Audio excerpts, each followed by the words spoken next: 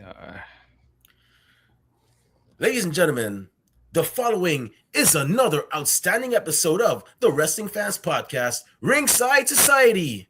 I'm your host, That Ocean Crossing, straight up Boston, flight catching, shot glass snatching. Where's he going next? Nobody knows. Hmm. 4 continents down, 2 more to go. No cap, straight facts. The worldwide starboy, Remy Blue. But it's not about me. You see, we have a special guest tonight who is actually not just a man, he's a grown ass man, and he's actually a professional wrestler, former Pro South tag team champion, Oh and wow. he's a hell of a talented artist. Everybody, welcome to the show, De La Vega. How you doing tonight, sir? What's up, guys? Man, I'm doing great, man. Bro, I'm just excited to be here. I ain't gonna lie. I wasn't expecting any of this week. Hey man, you know something? Sometimes I'm not saying I'm like Randy Orton. I'm not really that much of a Randy Orton fan. But sometimes I get those voices in my head that say, "Hey," I ask myself, "Who should I have on this week? Who?" And it's not a matter of me, having a lack of people. I'm like Professor X. It's like so many people that to choose from. All right. And sometimes I get that one voice, and I'm not just saying this because you're actually on the show in front of me right now. But I'm like, sometimes I'm like, who should I have on? And it's like Remy, go with this person. Go with Duncan Mitchell Abasia, Diamond Sheik. Go with this person over in the Pacific Northwest. Hit up the person in London, and like this time it was like Remy, get De La Vega on. No, forget about that other girl over there. Forget about the big strong guy up in you. Get De La Vega on right now. So I was like, okay, let me listen to that voice in my head, and here we are today. Here So we are. thank you for Man, once thank again for actually taking time out. So how's you. everything in your neck of the woods? Man, everything's cool, man. I just relocated back to Georgia beginning of this year. I've been in LA for the past 10 years. And Okay. now I'm just back. I'm back in town. I'm back in the state for school, really. I was like taking advantage of, uh, like you said, I'm an artist. I work in animation.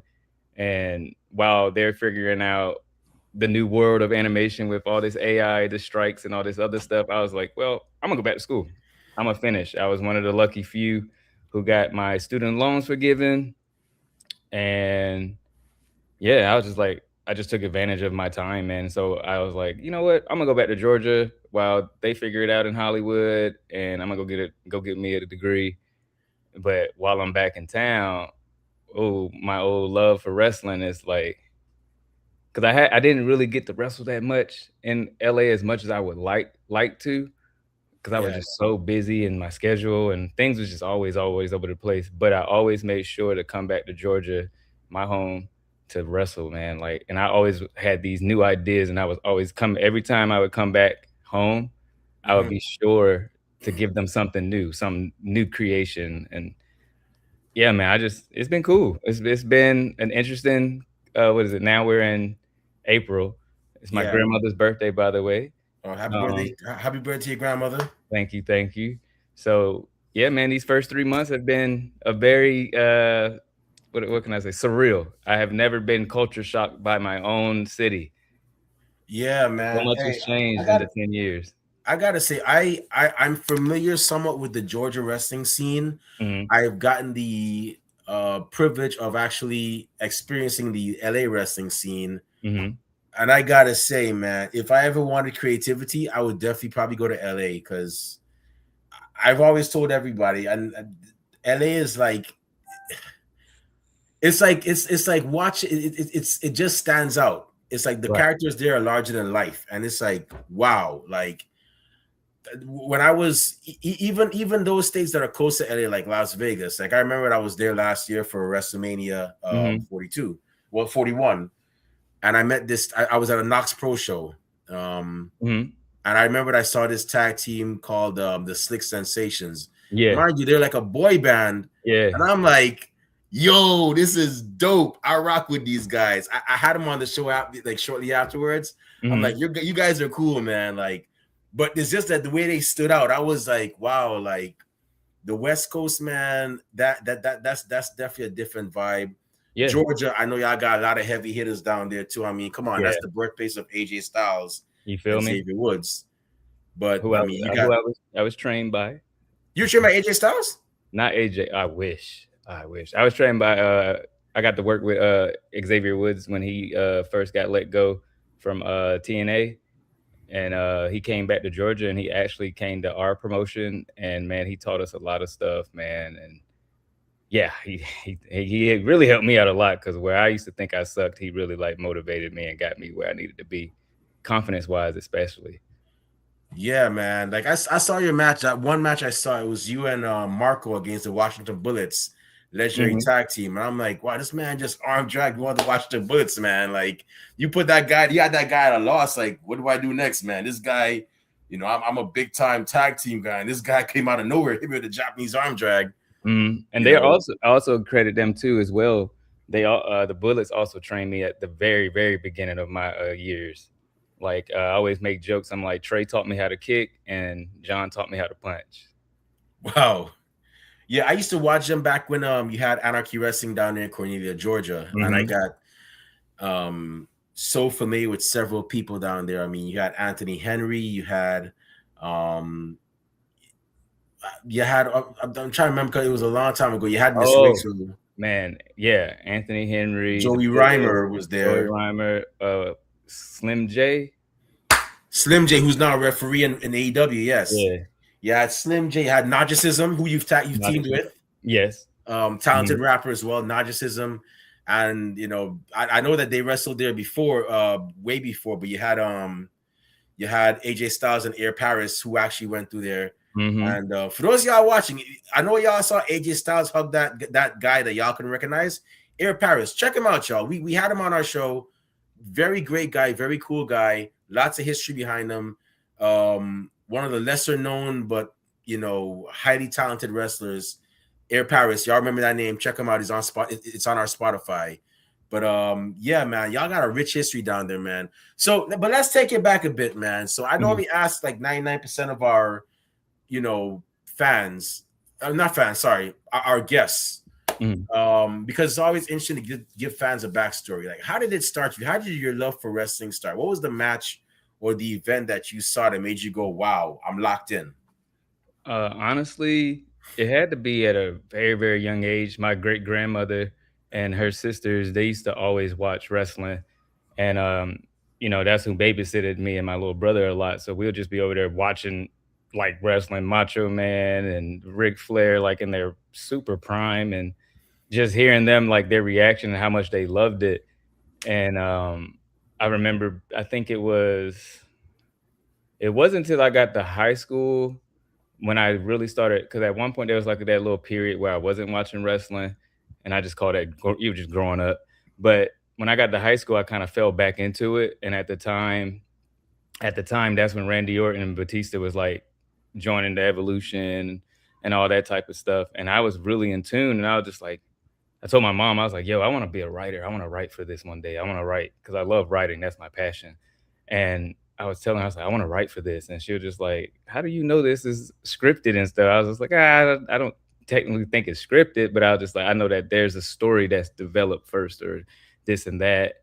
And went to college, met this guy in public speaking, and before he opened his mouth, I remember thinking just how he was talking and presenting himself. I was like, "This guy is a professional wrestler."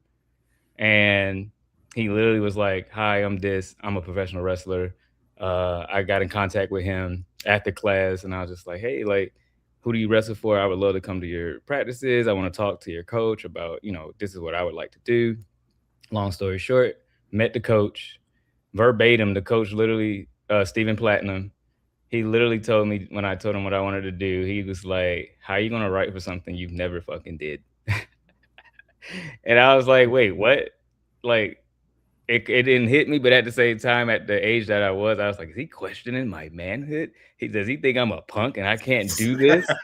And so Wow, I got in the ring, because I never had the intentions. I've never did any contact sports, anything. I mean, I wrestled in high school, but that's yeah, a start. yeah, and I mean, and I just did that just because I just wanted to do something, and I wrestled in high school for 2 years, and, I come from a like a athletic family. My mom was in gymnastics, and my dad's a martial artist, Hall of Famer type stuff.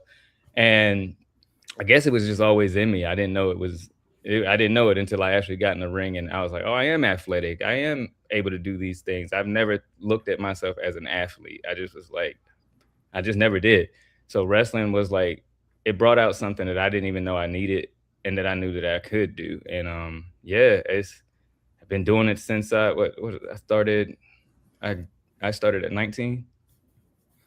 Bro, you just gave me a whole flashback of the Last Dragon with Tamok when you're fighting when he's fighting Shonoff. It's like that guy's showing off and you're Bruce Leroy and you Literally, just got the glow. You're like, wait, I could do this. yeah, exactly. Because my mom was even shocked. She was just like, "You're wrestling? You're throwing your body around? You?" And I was like, "Yeah, I'm in here." And yeah, I've loved it since, man. I don't think I'll ever shy away from wrestling. Well, I've always said the great thing about wrestling now is even outside of in ring, there's so many things that you can do. And this is why I created Ringside Society is Mhm, for not just the in ring aspect, but for the other aspects with it. For like is the referees, is promoters, it's the men and women that design and make the gear, the men and mhm, women that make the entrance theme songs as well too. And actually, I must tip my hat off to you because you're actually one of the few that actually got it. You actually have your own entrance theme. So now whenever you come out, if your match happens to be on a DVD or mhm. on a streaming service, you're not your music is not going to be blurred out Right, because yeah. it's original, it's yours. So Mhm, yeah, man. So you've gotten to go toe to toe with several of several of Georgia's finest, the mhm, Washington Bullets. You even had a tag team early in your career mhm. called Young and I believe it's called Young and Oh, Restless. yeah, yeah, Young and You and Restless. Brian Blaze, Yeah, the good that old was days. good old days. That was just us So traveling so what together. was what so Cool. so tell us about that. What made you guys decide, hey, something, let's start this tag team and let's go about kicking butt and taking names. Yeah, when me and Brian did the tag team, it was really on account of every time we would get, booked at different shows, they would always put me and him together, and it was funny because at our promotion, we were always either against each other. Brian was part of a group called the Concrete Gorillas. Um, and we were always doing different things, but whenever we would go and get our, put in our earn our stripes and stuff, going to these different promotions and stuff, they just kept putting us together and we would just have fun with it. Like we would just always like try different things and it had, it really helped again, like that, like just teaming with Brian just really gave me more confidence too. Because again, I used to always think that I just wasn't that good because I didn't. Because at one point I just felt like I'm not even supposed to be here type energy. But being a tag team partner with Brian really like gave me even more experience. The ingenuity that we would come up with some of these moves or the timing or the jokes we would do in the ring together, like, whenever I'm tagged up with, like, somebody like Brian or someone bigger than me, I always try to go to that mindset of, like, that old Looney Tunes cartoon where it's, like, the big bulldog and then the little yapping, like, aggravating dog that was bouncing around him. "What we gonna do today, Right. boss?"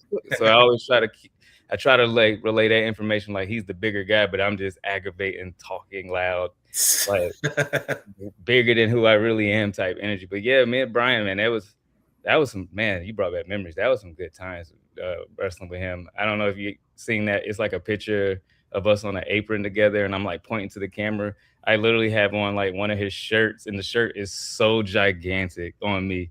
But you can't really tell. But I remember walking, I was like, "Dude, we got a shirt? Can I wear the shirt?" And he just gave me this shirt, and it was just silly, man. It was just silly and fun. And yeah, man, we traveled a lot during those times. Like, I think we was in Georgia, Alabama. I think we went up to. I want to say we went up to either Tennessee or South Carolina, one of the two. But we was tearing the Southeast up at one point. Yeah, man, definitely good time. But hey, do you think now with you being back in Georgia, Mhm. Do you think there'd be a chance for maybe a reunion of that tag team for y'all to get back on, get back on the road and start, going after some titles? You know what? I would love to. I would love to. I know right now Brian is, taking on the role as a booker as the booker at Platinum Championship Wrestling. And I'm always bothering him. I'm like, when you getting back in the ring? Are you getting back in the ring? Get back in the ring. Because I would love to do something with him because we never got to do that at our home promotion. And I've always thought that'd be so cool for us to like really be like, because now me and Brian, we started out as the rookies, and now basically we're both running the show. So I've always had this idea like maybe we could do something now that we're the old heads, quote unquote.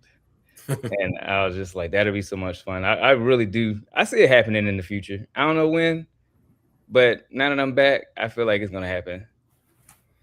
That'd be awesome. I don't think the crowd would be ready, but they probably wouldn't even have a choice either. Because I would my dream would be me, Brian, and Jeter. Ooh, I remember Jeter from them Yeah, Anarchy Wrestling days. That man was mean. yeah. I would love the three of us to do it. Jeez. I haven't seen he still wrestles, right? I haven't caught up. Um, I know he wrestles occasionally. I don't know if he's on it full time, but I know he still gets in the ring. Man, I I think the remember last seeing time that. I seen him wrestle was last year. I think at Southern Fried. Oh, okay. Yeah, that man was no joke, man. Oof, One I of the tell meanest, you. one of the meanest chops you'll ever get in your life. Sheesh. Him and then another guy, I think his name is Shadow Jackson. There Oh, was I a guy remember named Shadow that. Jackson. Yeah, I remember. Like, I'm like, geez, I would not want I to see forgot y'all all in about no. him. Yeah. Wow, I forgot about him. You see men like that, I wouldn't want to see them on a busy highway at noon, let alone a dark alley at that. I'm like, nah, man. Nah, no, Jeez, not at all. jeez. But yeah, so you're not only are you a successful professional wrestler because you're a 3-time tag team champion. You've held the tag team championship twice with correct me if I'm wrong, Narcissism, who is a talented rapper as well. Hmm. Shout Hmm. out to Narcissism, and also with you've heard it one time with Eric Jones, but Yeah, on top of that, actually before we go, what was so you've had 2 different tag team partners. What was it like? Was there a difference in teaming with those men? Like, what was the difference with teaming with Narcissism as opposed and teaming with Eric Jones? Like, what was the dynamic like? it was like because I know for sure at the time ERC he was still developing and figuring himself out. So it was like when him and I tagged up, it felt like in a way like I felt like a mentor to him, and I was always just trying to like get him to just be who he want to be in the ring. Like because he had so many ideas, and they were really good ideas, and he just always I could just tell he wanted it, and if I could teach him what I've learned along the way, like he just literally would sit and listen, and we would talk, and that was fun. That was the first time I felt like I was given some type of guidance. Where when I was with Naja, um, when I was tag team partners with him, it was almost like again with Brian. He Naja's so innovative, so I'll be like we both knew each other's moveset, and he'd be like, "I'm gonna do this, and then you're gonna come and do your move," and I'd be like, "Oh shit, like yeah, that would be cool if I did that after you did this," and he just brought a different energy. Because now I'm no longer doing the little dog hopping around the big guy. We're actually the same. We're the same size. We're the same strength. I'm like, okay, what can I add to a Naja who's already known at the time? I was like, what can I add to the table to this person? And again, I just brought my personality, and I just listened and just really just watched how Naja moved, and how he guided me as a wrestler. So it was like what he did for me, I did for ERC. Cool. Mm. That's awesome, man. Yeah, I know Narcissism. That must have been one of your most high energy tag team partners, man. Because if I remember correctly, he was always flying all over that ring, man. Mhm. And oof, Still does. One of my greatest rivals. So it's been yeah, it's been we have a lot of history, him and I. We like it's been fun, and I'm pretty sure we actually got to be in the ring together a couple weekends ago, and that was the first time in years, and it just easy. It just felt easy. It felt like old times. Um, like again, he's just a talented dude. Yeah, man. So I gotta ask you. So you're black and you're Puerto Rican, if I'm mistaken. Yes, All same. right. What does it feel now? Seeing not only like you have okay Obafemi, who is Hmm. out there doing his thing. He's gonna have a blockbuster match. I know Hmm. that might be the show stealer. Him and Brock Lesnar, that might be the show stealer. You got people like the New Day who represent the black community. You have you got the sisters like Jay Cargill, Naomi, who's currently on a hiatus. You got Bianca Belair and let's keep it real. Let's show some love to some of the up and coming members of the community. You got people like Callie Armstrong, who's down and Evolve, Yep. and so many in the black community are coming up. But at the same time, you have the Puerto Rican side too, um, which you have the Zelina Vega. She's Hmm. killing it. Damian Priest, Hmm. what I'm saying. Another guy, first, I believe he was the first Puerto Rican champion, probably in like I'd like to say 50 years, but I'm glad it happened. What is that as a man who is of both the Latino and black cultures? What does that do for you? Like what's your mindset when you see that? Like somebody like you, some people from both your communities that are there just representing. What is like what's your mindset when you see that? Man, be honest, bro. It's probably it's really great to see. Like I'm always excited to see black or Hispanic like people just getting it and getting the shine that they deserve. Man, like I be the way that I talk about our communities is like I'm like, bro, we can actually do this and be this, and it's like, do you not see the personalities? Do you not see the innovative? Like, just I love seeing my culture do their thing, and just really the past 2 years, because I've only grew up around my black culture mostly. And these past 2 years, I've been getting more in tune into my Puerto Rican side, and that being with my family, like just learning everything I need to learn and just understanding the culture enough. And, my dad would tell me all the time, like, he'd be like, blah, blah, blah. Back when I was a kid, we used to go to Madison Square Garden with your grandma, and we used to go watch Bruno and da da da da. And I'm like, what? Grandma used to go? He's like, huge. He was like, he loved it. Like, and and I'm glad you asked this question because I've said this to people before, and I said what I've said is I've never, especially with what our country's going through right now, with being black, that's always been like a thing in our country, and Black Lives Matter and all this stuff for real, and and then it was like on top of that, like a couple years later, now people don't like Puerto Rico. Bad Bunny's not American, and I'm just like I've never been in a position where I feel like both of my cultures are being attacked. And I was telling people it's a very interesting place to be right now as an adult man.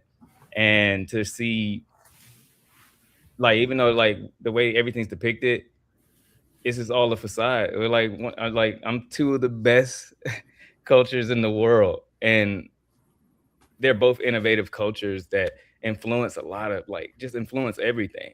And I guess one of my favorite moments was black wise as a black wrestler. I was very proud when Kofi Kingston got Kofi Mania. It was like one of the best stories to me, and I was just like, this man deserves it. Like, and it didn't just feel like it was him; it felt like all of us.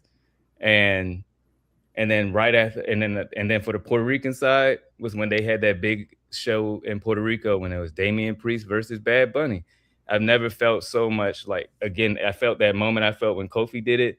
Now we're doing it in Puerto Rico. Now like we're all being surprised that Bad Bunny's fucking good, and it was man. It's that's a big question, man. There's so much I could say on that, but I really have moments, man, where like even like my a friend of mine who is Nigerian.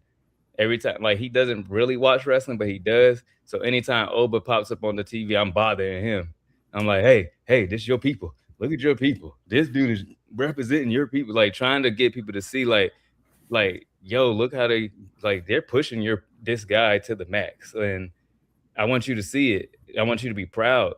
Like it's not just about this or that person anymore. Now we're starting to see so many different races and like we're seeing it all now in wrestling, and I Yeah. love it. I love to see that type of growth because that's all I ever wanted. I want to see the melting pot of culture because that's what wrestling gives me is a big melting pot of talented people from all around the world. And a lot of people don't seem to understand that Exactly. when they say representation matters, It does. right? It does. What does a representation breeds? It breeds inspiration because Yes. now, okay, for example, I'm Guyanese. I'm from, I don't know if you know that, it's Guyana. Mhm. It's a country right above Brazil. For those of y'all that don't know, it's, yeah, we're a small country right above Brazil. The only English speaking country, by the way, in South America, Oh wow. Did right? not know that. Yeah, yeah. I tell people that we're like a West Indian stepchild. Geographically we're South American, but Mhm. if you were to go to Jamaica, Barbados, Grenada, Trinidad, and then go to Guyana afterwards, you'd be like, oh, you guys are just the same, just that you're you're part of a continent. Mhm. But for case in point, when I saw Ezekiel Jackson, I was like blown away. I'm like, wow, like, wait, he's from Guyana? That's cool. Yo, somebody from my country is actually, I never in a million years started to see somebody from there, from Guyana on WB, but he was there. And then afterwards, come to find out Kenny King is half Guyanese. And, Thinking. I'm like, Mhm. wait, he's half Guyanese. He didn't even tell us. Like, come. And then it's funny because eventually I saw him a few years later. It was WrestleMania, what, 39 in LA. And I Mhm. saw Kenny, and I'm in my full Guyanese accent. I'm like, hey man, Kenny, why you ain't telling you Guyanese, man? We could have gone and you gotta drink 2 beer and think you just, and he just laughing like, wait, you Guyanese? I'm like, yeah, I'm Guyanese, born and raised, man. And then Willow Nightingale, she's also Guyanese too. Word. Yeah. Apparently half Guyanese and half Haitian. And I got to actually take a picture with her, and when I saw her at I think it was called the Big Event, like last November. Mhm. Really cool person, and I'm like, I'm just happy that I got people representing, and I hope that there's more people that get inspired. That like, Mhm. hey, there's somebody like me. If they could do it, I could do it. And I could do it just like them. So a lot of people don't seem to read. They're like, why does representation? Why does it matter? It does matter It because matters, man. it gives you more people, more creativity, because you never know what Yes. creativity that person might bring. Yeah, exactly. So, I mean, come on. I'm sure Shinsuke Nakamura saw Kai and Tai was like, "Wait, what? You guys are?" Yeah. And now he's there. Now we have him. No, So yeah, exactly. yeah.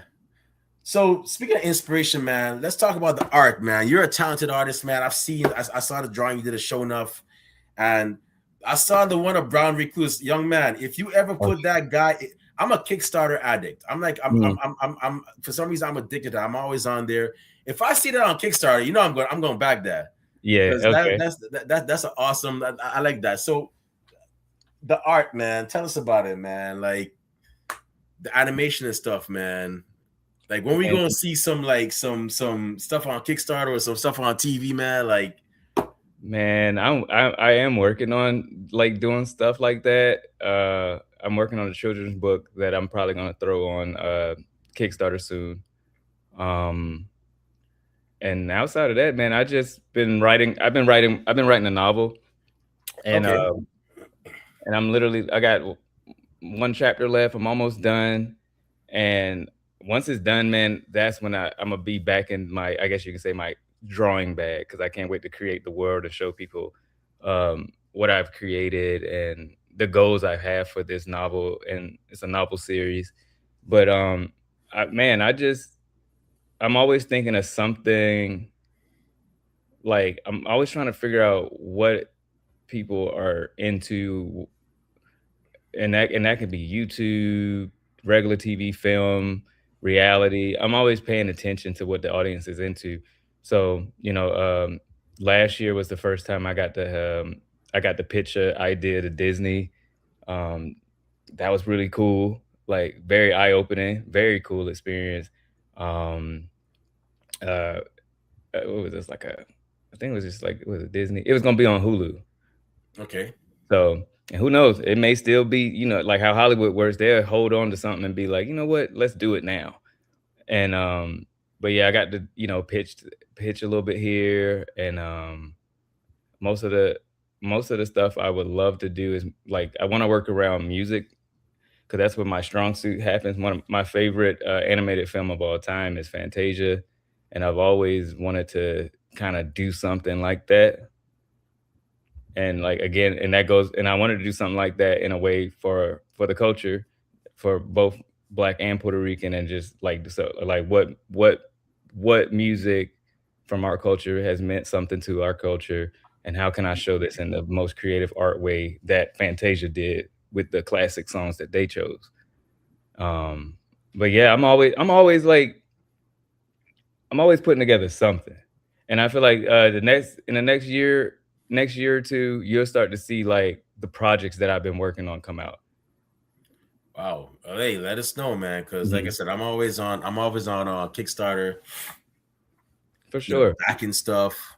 for I found, sure. and it's funny because it just started with I swear Kickstarter has like something about it because I remember it was this one book I saw. It was called Dark Pink, and I liked the way the art was and the whole story of it looked. And I was like, at first I was skeptical because I'm like, what if they don't follow through? What if I donate to this And they and don't. they don't Mhm. follow through? But then after asking around, googling stuff, I was like, you know what? I'm gonna give it a shot. It's I think it was like $10 I put towards. I'm like, if it's $10, so what? I mean, I'm not saying it's not money, but I mean, I'll try. I guess I'll make it back somehow. Mhm. And the guy came through with it and everything. Shout out to Christopher. I forgot what his last name was, but really great comic book that he made there, and that he made there. And I was like, ever since that one backing, I was like, okay, wait, they got this here. Wait, Mhm. that's starting to. Wait, I'm at number 4 for this, but I can back. I can choose to back the campaign where I can get all like catch up on all the digital stuff. Yeah. And that's how I've been. So yeah, man, Kickstarter's definitely been a vibe, man. That's definitely been a vibe. And the thing about me is I like reading like independent stuff. For some reason, like Same. I yes, I appreciate the mainstream art, but for some reason, I enjoy like reading the indie stuff. For some, I don't Mhm. know, I don't know what it is. No, I do too.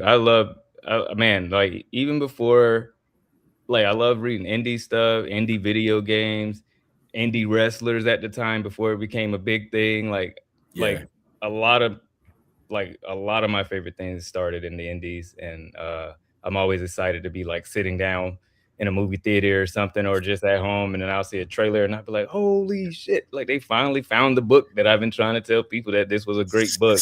Now yeah. they're making it into a TV show, and now everyone loves this TV show. And I was like, "Bro, I was trying to tell you guys years ago that this story was amazing."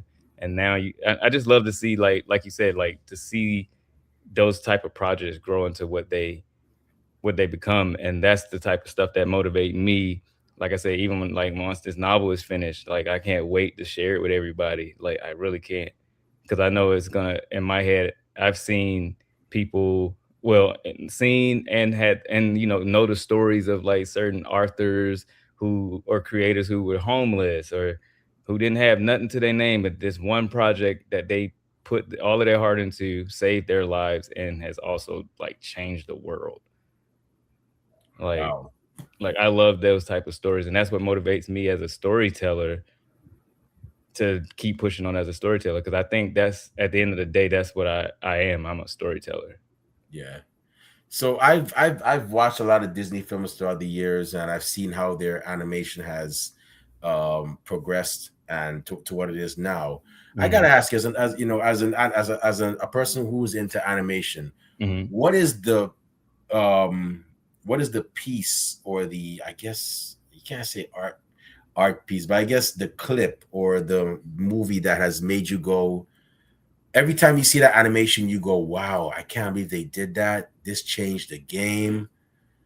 Like, I'll tell you what, let's make it a two-part one. Okay. Name me one that has made you go, wow, this changed the game.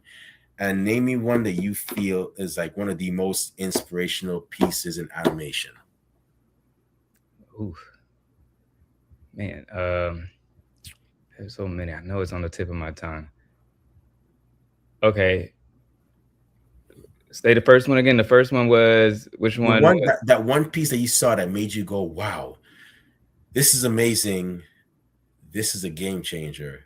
And the other one that you feel it would is inspirational to you as an animator. okay. So the one that I saw that and I guess it just goes right back to it. Oh yeah, okay, got you. So one of the first things that really stood out to me animation was not just, even though Fantasia is my favorite movie, Mhm. the scene in Bebe's Kids Oh, okay. when they go down the tunnel of love. And, like, I don't know what it did to me as a kid, but I just always, and that still hits me to this day. I'll watch that. I get excited when the scene comes up, because I think it was, I don't know what it was about, like, when they went into the tunnel of love, and then, like, the animation style changed. They did, like, they was drawn on like, on black, and they had, like, the color standing out, and, Right. like, I just remember thinking, like, "This is so fucking cool," like, and I was also proud that it was by Black people. So Oh, yeah. I was like, "We're underrated." This was a really dope scene. That scene alone has motivated me to animate the music, and I still do to this day, like, and even if it's, like, like, something short, I can always visualize exactly, and I also think that's where, like, that's what I would wanna do, like, that type of animation when it comes to music, because like, Fantasia had the classical music we know, but that Bebe's Kids, that scene, I don't know, it just touched me, man, and it still does to this day. I'd be so excited to even show people, like, "This the scene." I tell everybody, I said, "This is the scene that started it all for me as an artist, as a music artist, and all of that stuff." I was like, "This scene did it." Um, one of the greatest cartoons to me that I guess you can say influenced me was Cowboy Bebop. Ooh, you taking it old school. I Yeah. never seen that one, but I know about it. Cowboy Bebop changed my life when it came to, um, telling a story, Mhm. and I always would tell people, it sounds weird when I would say it to them. I said, "I liked it because it ended." And because it's like the Okay. story was told, this is what it is, we're done. Perfect. It was just a perfect story. Um I was infatuated by the dang animation, because I was just like, "You're it's futuristic, and it has all these really dope, like, spaceships and stuff." And mind you, I've watched a lot of, like, Gundam and Transformers and loved those shows, but it was something, what's the word I'm looking for? Because that cartoon also was based around music too, and I don't know if you knew, like, it was heavy in jazz and blues. Okay. So it's I'm gonna have really, to check it out. man, it's one of the best. And then when they made the movie, the animated movie, probably one of the best animated movies I had ever seen, because it's just Wow. so crispy. I love the way it looks. I love the way it makes me feel. I love the music. I love the story. I love the flawed hero. I love every bit of it. Um, those two, that Bebe's Kids scene, and Cowboy Bebop as a whole. Wow. I'm gonna definitely check out Cowboy Bebop, man. I'll tell Mhm. you one thing. Have you been in Japan yet? I haven't. Bro, if you get whether it's through wrestling or through animation or if you go on vacation, bro, just when you go there, just take in the culture. You're gonna love it, man. I was in the Navy and I did 3 years over there. That was my first duty station, and I can tell Wow. you, man, it was a vibe. I'm the only thing I regret is not going out more. Mhm. But I got to go to. I was stationed in Sasebo, but I went to like Fukuoka, which is a hidden gem in Japan. Most people when they go to Japan, they go to Tokyo. Some Mhm. go to Osaka or Kyoto, but a lot of people seem to miss Fukuoka. I don't know why, but I went got to go to Fukuoka. Got to go to I got to go to Tokyo and I got to go to Osaka. All great cities, man. Take it in, man. It's definitely a I great vibe, man. it's definitely on my list of places to go. I've actually even applied to jobs over in Japan, because I was like, "Hey, man, like, it's animation jobs over here." So, and, was actually contacted by, like, a couple of studios last year, and, they would, keep me in mind. They was impressed with the resume and all of that. So, Man, keep at it, bro. I hope you get that hopefully job. that'll be But cool. but make sure when you go to do one thing, make sure you do. And I tell a lot of people in the wrestling game this: make sure you get your Ribera jacket, bro. Oh, yeah. It's a rite of Gotta passage. You yeah. cannot call yourself a wrestler and not get your jacket. You got if they run out of it when you get there, fine, whatever. but you got to get it, man. Yeah, I always wanted to get that, man. That'd be so cool. Cause Yeah, I would definitely like going to go to the wrestling shows out there. I'm not gonna go. Like that's one of the first things I want to see is a wrestling show in Japan. yeah, I would definitely say do that. Check out the well, of course, check out Roberta's Steakhouse. I Mhm. got to go there. It's a small place, but there's a lot of history. And one of my dreams is not to get a jacket. Obviously, I'm not a wrestler, but just to have a sit down with the owner or the owner's son, whoever. Because I think I don't the owner doesn't speak English, but the his son does. Just to Okay. have to sit down and just talk about the history of that place of wrestling and so on. And Mhm. of course, check out the Token Shop, which is a New Japan store. Yeah. Mhm. But overall, man, Japan is a vibe, man. Like I said, when you go there, I hope they hire you over there, man. Trust me, you're gonna like it. You're not gonna want to come back here like I don't want to come back to America, man. I mean, yeah, Georgia's nice and my family's they go it's peaceful, man. I'm good. That's how I was over there. I was like, I don't want to come back to America, man. So but yeah, man. But you're gonna. I know you're gonna make it over there, man. You're gonna like it. You're definitely gonna like it, man. Appreciate it. Yeah, I would love to do that. Yeah, man. So I gotta say, man. Hey, something. You've been my last question, man. So you've been in the game for 10+ years, man. Let's say you got a youngin that's at one of your shows in Georgia. He comes up to you. He or she comes up to you. And they're like, "Yo, De La Vega, man, you put on a show out there last night, man. I mean, people aren't gonna forget this. I want to do it just like how you did it, man. Like, what advice would you give that person that's looking to get into pro wrestling and do what you and the many others down there in Georgia, not just Georgia, all over the world doing that ring?" What I would tell I'm gonna tell I would tell them what I wanted to what someone should have told me. And that is like it's just to have confidence in yourself, man. And man, if whatever creative idea you have, like do it. Because no one else is gonna do it. And if it sounds too good, they're gonna probably tell you it's stupid. Or like don't do it because they know like, oh man, he got gold. I'm not gonna tell him it's good. Like trust yourself in wrestling. Trust yourself in like and don't let no one disrespect you in this business. It's not like what are we disrespecting each other for? Because at the end of the day, when the curtain is closed, when that bell has rung, when that ring is put up, we're all going back home to our normal lives. And some are blessed enough to like live as a professional wrestler, and some aren't. And so, some everybody has work priorities, family issues, like all we have to do in wrestling is just have confidence and respect each other and just be your most creative, authentic self. There wouldn't be a grown ass man without me dealing with some of the stuff that I dealt with in the business. That's where that character was built. And then Sleepy Wrestler, like that character was built in LA, just being around that culture, being around the Mexican culture, watching them wrestle. Like I remember sitting down and being like, what if I was a luchador, what would my mask look like? And then I was like, what would my thing even be? So I just was watching something on TV and I drew up a mask and I was like, oh, this is cool. I would never wrestle with it on, but I would I would get this made and I would make this into something. So and that became his own entity in his own right. It's crazy how that idea is. So again, like where people didn't understand most of my creative ideas or the character, I understood it. And I knew what direction I wanted to take this character. Now, if I'm like signed with a big company and they have ideas and stuff, of course I'm listening to them. But if we're on the independent scene and we're all trying to figure it out, we're all trying to figure out that one, like, what's the one thing that's gonna like make me stand out?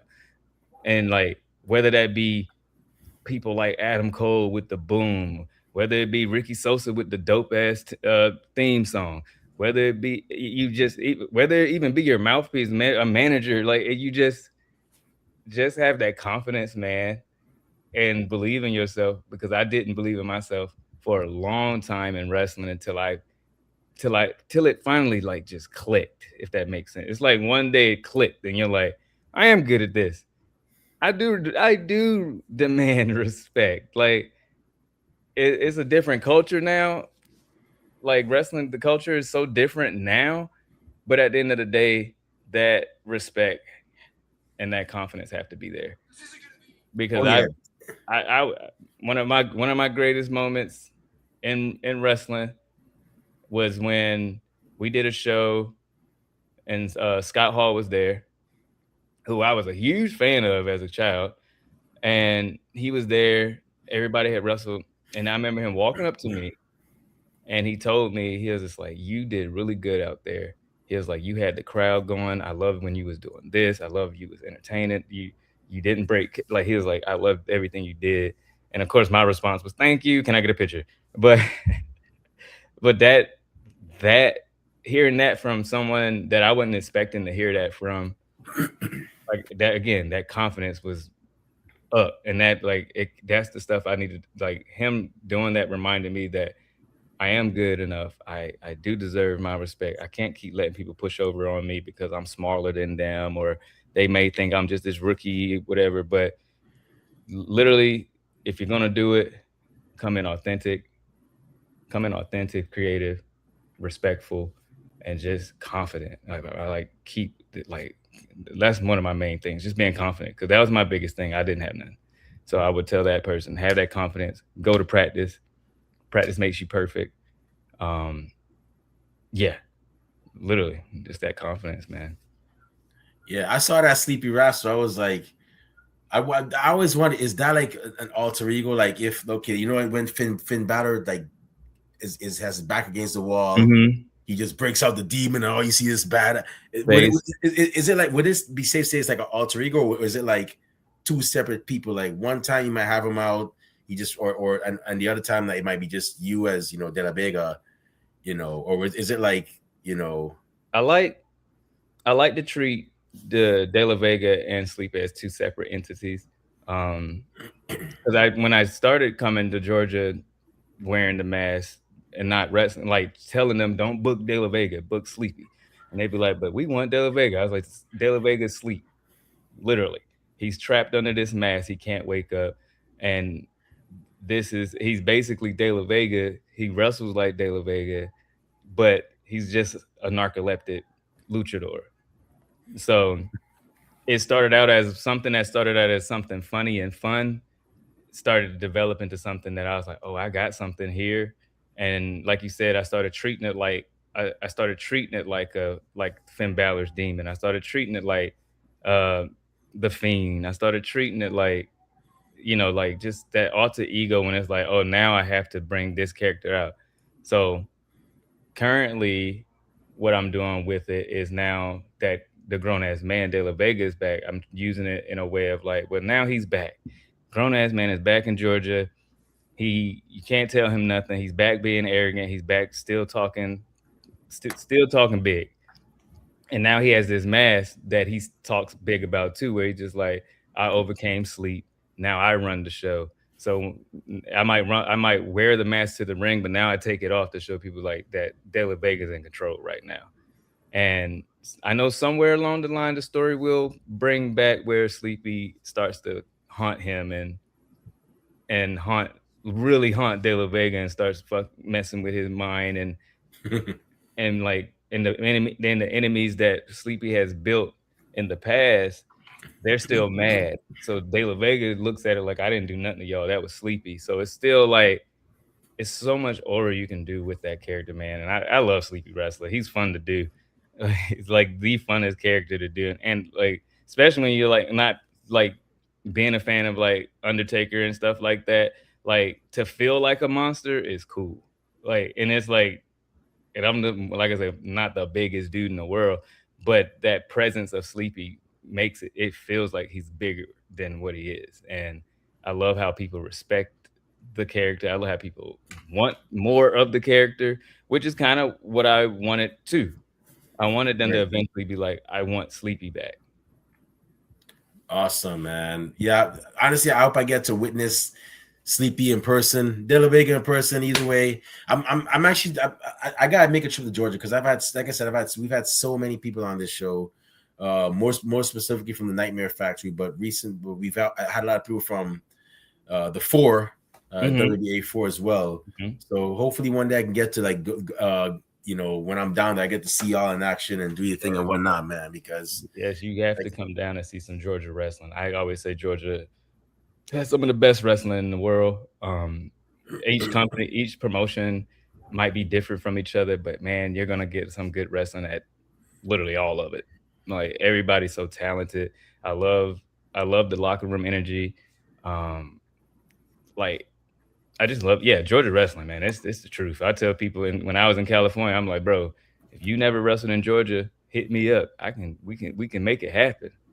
And I was like, yeah, because we can make it happen. They wrestle so much. They wrestle so differently in LA, which changed my style up a lot too now.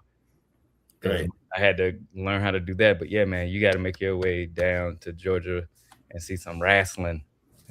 Yeah, I definitely. I've been making the rounds. So I've gotten to see it in New Jersey, New York, Philadelphia, Mhm. Florida, where I used to live, South Florida more specifically, and I think Tampa, which is pretty good too. I've seen it Oh over yeah, in yeah. Tampa got California, good. Hmm. and I've gotten to see it in Las Vegas and Texas. So Okay. hopefully my next place is gonna be Georgia. And I've always said each scene is different, man. Each scene is, Yeah, is definitely it's such different. a. It's always. It's so. Again, that's like the culture shock of it all. Like Oh, even working with lucha, and they work the right arm, not the left arm. So you're like, oh, I gotta switch it up. Like, yeah, and it's like then you wrestle, like you get to wrestle these luchadors. You that pushes the limit already. Then you get the guys that are like, I call them Hollywood wrestlers, who are just bigger than lifetime type energy. They give you something different, and then you got the Japanese that come over there and you're getting your ass beat with them, but it's great experience. It's the greatest experience, man. Like man, the stories I could tell you about LA, man. I've got to experience and see some really cool things and be in the ring with some cool people. And a lot of those people are on TV now.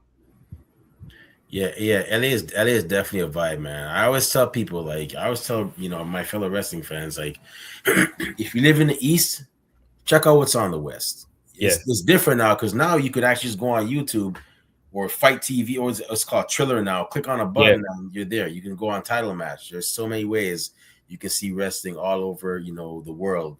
And if you're in the West Coast, check out what's on the East Coast. And if you've seen what's going on both coasts, look at the Midwest, look at the South. I exactly. mean, I tell people I was in Japan and I was watching wrestling all over America. I mean, I was watching stuff from Oregon, where I found out Hmm. about Alexander Hammerstone. I saw stuff in Arizona, stuff in Yep, Hollywood. So even New York and down in Texas. So I mean, it's good to see, because you never know who's going to be the next big thing. exactly. Yeah, Exactly. That's one of my favorite things. This like to see is like someone that I used to watch on YouTube get picked up. I'd be like, yeah, "Oh my god," I remember looking at John Moxley fight those backyard crazy matches and killing himself, and I remember telling myself, I was like, "They'll never sign this guy because he's a monster." And then when they signed him, I was like, "Oh, shoot, shoots. he's about to kill people," and I thought the same thing about Kevin Owens. I remember that I had, and it's funny because yeah, a year before he got signed when I was on my way to boot camp. And the year before 2013, I never forget, I was like, and I knew how good Kevin Owens was. I mean, I always say Kevin Owens, Sami Zayn, they're on yeah, the same level. And I mhm, remember I said Sami Zayn got signed. I'm like, I put a post on Facebook. I'm like, do y'all think Kevin Steen will ever get signed by WWE? The majority of people said he's great, but nope. yep, Because at the time they were all about this big, buff, muscle, skinny type vibe. That's what WWE was yeah, about at that time. And then lo and behold, next year, 2014, like I felt that the landscape just shifted, yeah, and there was like a mass exodus of indie wrestlers to WWE, and Kevin Owens was one of them. And I'm glad he got that opportunity. And it's funny, I remembered, I look at myself, I'm like, wow, this guy's in NXT. Just last year, I was asking this guy at PWS in New Jersey, WrestleMania week, if I could take a picture with him. And he gave me a look like, okay, I guess. And we took a picture together. And I'm like, I told him, I remember I said, Kevin, I like the stuff that you're doing with, I forgot what the name of the group was. It was him and Steve Corino and oh, Jimmy I Jacobs. And it's probably gonna, I I'm forget probably that. gonna remember it. But can't think I remember that group. Yeah, I I really like Jimmy Jacobs too. yeah, but I remembered. I told him, I'm like, I like the stuff that you're doing with with in Ring of Honor with that stable, and he's like, oh yeah, well, keep looking, and lo and behold, it's Scum was the name of the group. There it Just is. look it up. Yes, Yeah, and I almost, was almost like, said Mount Rushmore or whatever. yeah, lo and behold, they ended up breaking up because Matt Hardy joined. He had an issue with it. So yeah, it just goes to show. See, that's a lesson y'all should learn. Your local hero, you never know what they're gonna become. So if you see them, take that picture with them. Exactly, man. Because Yeah, man, just being a nice person and like I said, respectful. Like I had the privilege to meet um Adam Pearce a couple times when he was wrestling out here. Like he was, man, dude's a I great remember dude. him. And to actually get to know, and again, that was another person that I got to speak to and talk to and get advice. He was the one that got me connected to wrestling in California. Because I told him, I said, "Hey, I'm moving to California. You're from there. Any advice?" And he was just like, "Just call this person." And I was like, "Okay." Called the dude. He was like, "What's up? I'm this person. You're Puerto Rican? Yes, sir. I'm Puerto Rican. Me too." And then it was up from there. I was like, "Oh shoot." Yeah, I remember seeing Adam Pearce when he called people his opponents a damn fool. I Mhm. remembered seeing. Actually, fun He was fact. crazy. My first ever live Ring of Honor match that I saw back in 2012, it was him versus Adam Cole. I remember seeing that, and I was like, this guy Adam Pearce, he's gonna go far, man. And may not be a WWE champion, but I got a feeling he's gonna go far if the right person picks him up. And lo and behold, now he's on Raw every week. So Holding it down. yeah, man, Holding I'm it very down. very, very happy for him. So I gotta say, hey, Della Vega, it was an honor having you on here, man. I gotta say, 10 plus years, man. Hey, if nobody's told you before, you're gonna hear it from us. But if they told you before, you're gonna hear it for the 100th time. Thank you for all the matches and memories that you've given us and keep on giving us. We really and truly appreciate it. We hope you get to meet all your goals in pro wrestling, not just in pro wrestling, and not just pro wrestling, but in animation and arts as well. You're very talented. If you release that Brown Recluse comic book, I'm definitely gonna be backing it, man. I'll be like, Oh, yo, yeah, I'm glad you like it, man. I really am. That makes me happy, man. Because when I first came up with the idea, I said, "What would a Spider-Man from the South be like?" And literally, that's what I came up with. yeah, you never know, man. Hey, if you continue that, I'll definitely back. I'll be like, yo, oh, it's out on Kickstarter. Yo, sign me up. You know, I'm definitely in there, man. But I hope you meet all your goals, man. And like I said, once you make it to when you make it to Japan, not if when you make it to Japan, man, enjoy it, man, and take in the culture, man. Yes. So before we shut this show down, where can fans find you on social media when they want to find out where your next appearances, purchase De La Vega merchandise or your artwork, and where can bookers and promoters find you when they want to book you for their shows? Oh man. So if you guys want to find De La Vega, you can find me on IG at grownassman underscore DLV, and also at Sleepy Wrestler spelled like wrestling. And yeah, that's literally it. And in my email, everything is in there. You can DM me. I'm normally on social media because I'm always like I said, I told you earlier, I pay attention to what the audience is into and stuff. So I'm easy to get in contact with. Remy got in contact with me. Easy, easy. So Yeah. again, grown ass man underscore DLV and Sleepy Wrestler. And if you want to follow the man behind the monsters, you can just follow me at Dominic De Jesus. Yeah. If y'all like art, follow this man. This man's doing great stuff. I'm like, yo, this man got talent. So, yo, if you like art like me, if you like checking out indie art, or just art in general, follow this man, man. And if you're a wrestling fan, follow him as well too. You know, cop that De La Vega merchandise, and that way when he gets signed to a big company, and some jabroni goes, "Oh, I got the stuff from WB Shop or Back in the AW Shop," day, you'd be like, "Man, I got this stuff from when he was on the Indies, man. Sit yourself down, like, man. you I'm a ain't real got this fan." one. You know what I'm saying? So make Yes. sure you go ahead and hit that follow. De La Vega, once again, thank you very much. It Thank you, was I boss. really and truly appreciate this. I appreciate With you. that being said, it's about time for us to shut this show down. My eyelids are getting heavy. My stomach is rumbling. That means it's time for dinner and You the know nap. Maybe not in that particular order, but it. before I partake in those activities, if you want to find, if y'all, those of you watching and listening, if you want to follow me on social media, I don't say a lot of cool things, but I do go to a couple of cool places. I might be in Las Vegas. I might be in Indonesia next month. I don't know. Depends on how I feel. You can follow me on Twitter and Instagram and TikTok at the Remy Blue. You can also follow me on Blue Sky at remyblue.bsky.social. I'm also on Facebook, as you guessed it, Remy Blue, and that's about it. Our Follow him. podcast, more importantly. I'm sorry, go ahead. I said, follow him. There you go. Our podcast, more importantly, is also on social media. We're on Instagram and Blue Sky. It's at Ringside Society across the board. Twitch Ringside Society 2019. Our Twitter got hacked, so if you're seeing this on Twitter, for some reason we can't access the account because I don't know. Somebody they said the email address was changed. No one in our crew did it, but for some reason we're still able to broadcast this episode on our Twitter account. So we're working on getting a new one. So stay tuned for that. But please do not follow at Ringside Society for the time being. Follow us on our other social media channels.